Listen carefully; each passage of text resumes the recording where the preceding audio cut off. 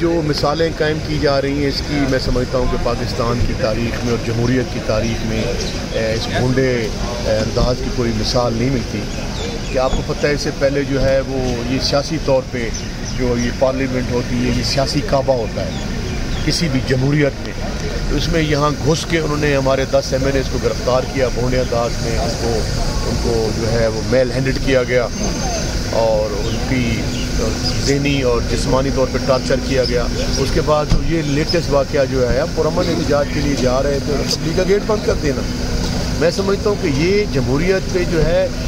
اس کے اتنے برے اثرات پڑیں گے کہ شاید کبھی بھی مارشل لا کے رجیم میں بھی یہ باتیں نہیں ہیں۔ تو میں سمجھتا ہوں کہ یہ انتہائی قابل مذمت بھی ہے، قابل افسوس بھی ہے، اور ان کو عقل کے ناخن لینے چاہیے کہ کیا ہے کہ ہم جمہوری لوگ ہیں، سیاسی لوگ ہیں، ان کے مطابق جدوجہد کر رہے ہیں۔ آپ ہمارے بھائی بیٹے کھڑے ہیں، ہم آپ کو سوال کر رہے ہیں،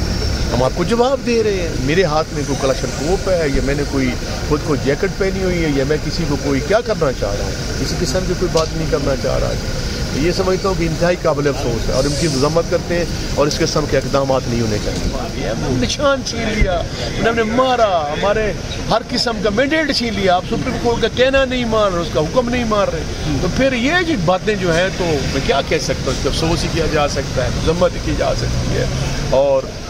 دراصل یہ کوئی جمہوریت کی، یہ کوئی آئین کی، یہ جو ہمارے اسلاف نے بڑی قربانیاں دی ہیں جمہوریت کے لیے، پاکستان کتنی جمہوریت رہی ہے جی، تھوڑی سی جمہوریت رہی ہے اس کے لیے جو انہوں نے قربانیاں دی ہیں، جو تو وہ بھی اگر ایک ایک کر کے یہ قربانیاں جو ہیں وہ ضائع ہوتی رہیں گی تو میں سمجھتا ہوں کہ پاکستان کے عوام کو جو ایک بڑے مقدس دن ہے یہ اگست کے پاکستان مارد وجود میں آیا، ان دنوں میں اس قسم کی کارروائیاں میں سمجھتا ہوں کہ یہ اس سے ہمارے حساب سے شرم سے جاتے ہیں، یہ جو سچی شرم سے جو ان کے جاتے ہیں جو